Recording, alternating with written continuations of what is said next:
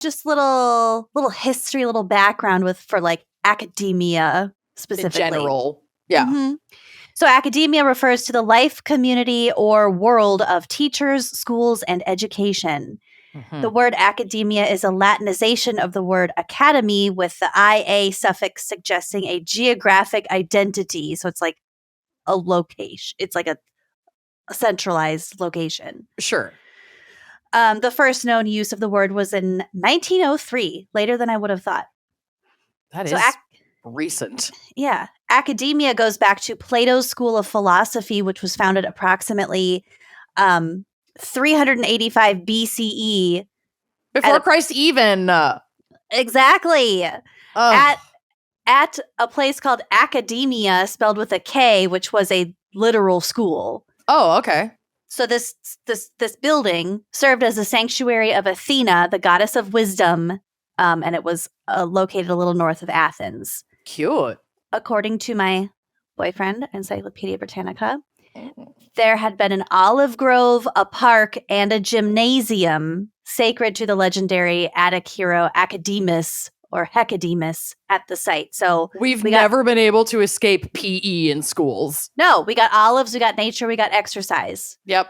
So it's the three pillars of academia. Exactly. I would go read in an olive grove. That sounds my God. So fucking pleasant. It really fucking does. Find you a warm rock, just sit on it like a lizard in an olive grove. I love sunning myself on a warm rock. Mm-hmm. Then it gets too warm. Yeah. 5 to 10 minutes. If you have a Long Island iced tea to keep you cool. True. Or if you're cold-blooded. Or to deal with bus duty, then you're good to go. Yes. You are very good to go. Mm-hmm. So at that time, the school was a corporate body organized for the worship of the muses. God, ancient Greece was fucking ridiculous. My jam. Most scholars infer from Plato's writings that instruction originally included math, dialectics, natural science, and preparation for statesmanship. Okay. The SATs. Yeah. The academy closed in 528 CE, Christ even, when the Emperor Justinian closed it along with other pagan schools. Getting into the religiosity of things around that time. So we often hear the words college and university when discussing forms of higher education, but what is the difference between the two? Because there is a difference. Okay. I'm glad you're covering this because I am curious. So colleges tend to be smaller and focused on a specialized field of study. Mm-hmm. Like at a university, there might be different colleges. Oh, okay. College of Fine Arts, College of Under Business. the umbrella of a broader university. So like the University of Minnesota College of Business. Exactly. School of Business. Yeah. Cool. Or you could just have a college like MCTC. Yep. Smaller, more focused on certain shit. So there are also different types of colleges, such as liberal arts colleges, vocational colleges, community colleges, and specifically designated colleges for specific student populations. So that would be what I'm referring to under the university umbrella. Okay. Universities offer both undergraduate and graduate degrees. Most of them also tend to serve as research institutions. So yeah, colleges just a little bigger, offer a little more, and then have different departments and colleges sometimes. The oldest existing and continually operating education institution in the world is the University of Carouine. Not at all what I would have guessed because I've never heard of it. I was going to assume it was something like Oxford, but nope. We'll kind of get to, well, we won't get to Oxford, but Oxford is pretty fucking old too. Is this the University of Tatooine, whatever you just said? That's a planet in Star Wars. Anyway, is that like an ancient Roman or Greek institution? It's Moroccan. Moroccan, fucking cool. Mm-hmm. So it's also known as the University of Al-Carouine. Okay. I'm sorry about the pronunciation. It was founded in 859 Christ even. Wow. Really That's fucking some long year time one ago. shit. Mm-hmm. So it's located in Fez, Morocco. It's a religious school and was founded by Fatima Al-Firi with an associated school. Mm-hmm. The oldest known university in Europe, which you might think is Oxford, But is it's the not. University of Bologna. Oh, bologna. Bologna. Mm-hmm. Delicious. It's in Italy. It was founded in 1088. Damn. The oldest university in the Americas is located in the Dominican Republic and at a St. Thomas Aquinas University. Cool. It's one of those words I read more than I say. I actually have no idea how to say that. Aquinas. I think it's Aquinas. or Aquinas. I feel like I've heard it both ways. Someone's screaming, I'm sorry, we are not academics. Well, Lucy is way more than me, but we're doing our best. Yeah. Aquinas. So that school was established in 1538 by Pope Paul III. Classic Paul. The earliest American institutions, and I will say institutions in what is now the United States, of higher learning were the four-year colleges of Harvard, founded in 1636, William and Mary, founded in 1693, Yale, founded in 1707, and Princeton, founded in 1746, and then King's College, which is now known as Columbia, in 1754. Okay. I think we knew that Harvard was the oldest one. We've talked about that before for some reason. I don't remember why, but whatever. I don't remember anything. Oh, the dorm right. Ones. Yes. Okay. Those are the oldest dorms. Most of these early American colleges were founded by religious denominations. Dominations, that too. Both. Many of them later became universities, and American colleges and universities imitated German models of education, which combined the Prussian ideal of academic freedom with the native tradition of educational opportunity for the many. So we're trying to, it's free thinking, ideas are free flowing. Also, we want as many white men as possible to have access to these institutions. There it is. Fun fact, in 1840, Harvard University only cost $75 a year to attend. I wonder what that is with inflation. It's still not nearly as expensive as it is now, but with inflation, that would be $2,658.77 a year. Cool. Now it costs like a small house per year. Yeah. Getting in's the easy part. Yeah. I say that like I have applied. Oh my God. We would be shoo-ins at Harvard. Like it's Give hard. us our honorary degree. Yeah. What? Like it's hard? We're going to Elle Woods the fuck out of this. The growth of schools in the U.S. was prompted, I think this was really interesting, was prompted by the Morrill Act. Morrill, Morrill, not like... So like a name? It's a name, yeah. Okay.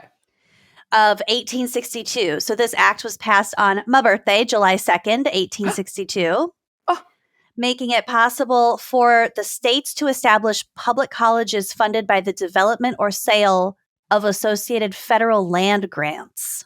Interesting. Okay. So that's how they got the money to subsidize and build these schools. Yep. So over 10 million acres provided by these grants were taken from the Native Americans. Yeah. Which is its own problem. Uh-huh. These new colleges gave opportunities to the working class by emphasizing agriculture and mechanical arts. So I think there was just less like private money involved. Sure. That people could afford to go there, and then those tended to be in more rural areas, more rurally focused educational tracks. Major universities such as Nebraska, Clemson, and Cornell were charted as land grant schools. The second Morrill Act of 1890 was aimed at former Confederate states and sought to rectify racial discrimination. That was the purpose. But of course, at this time were separate but equal times. Yep. So this act required states to establish separate land grant institutions for Black students or to demonstrate that admissions were not restricted by race. So is this how some HBCUs were established? Yep. Exactly. Okay. Mm-hmm. Yeah, because I knew that HBCUs were essentially born out of segregation. Mm-hmm. But this is interesting. I know. I had not really thought back to like how those were started, but it also makes sense why you have some really huge schools like Nebraska that are in kind of in the middle of nowhere. I don't want to say the middle of nowhere, but they kind of are. They're very rural, but they're like really well established, excellently and funded, highly attended schools. Yeah. Mm-hmm. So that was. I mean, even like Penn State is gives me like similar vibes to the University in Nebraska, because like State College is in the middle of Amish country. Like, you are not close to Philly or Pittsburgh. You're not close to like a major city in Pennsylvania. So I would imagine that this might have also been built out of one of these land grant.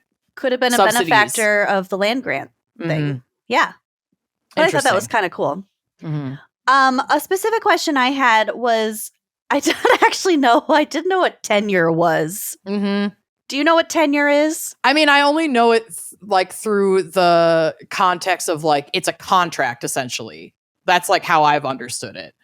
Like, if you are a tenured professor, you're like, you have a contract that you can like practice for X amount of years. Yeah, it's like indefinitely, I think. Yeah, so, but some have like actual end dates. Okay. I don't know.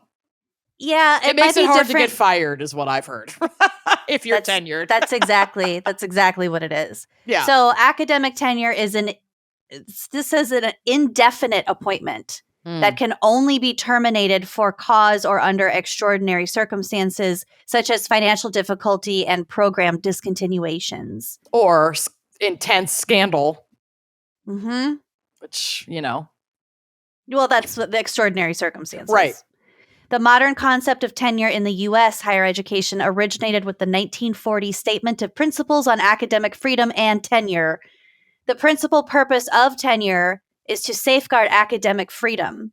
So this way, tenure provides the conditions for faculty to pursue potentially controversial research and innovation and draw evidence-based conclusions free from corporate or political pressure.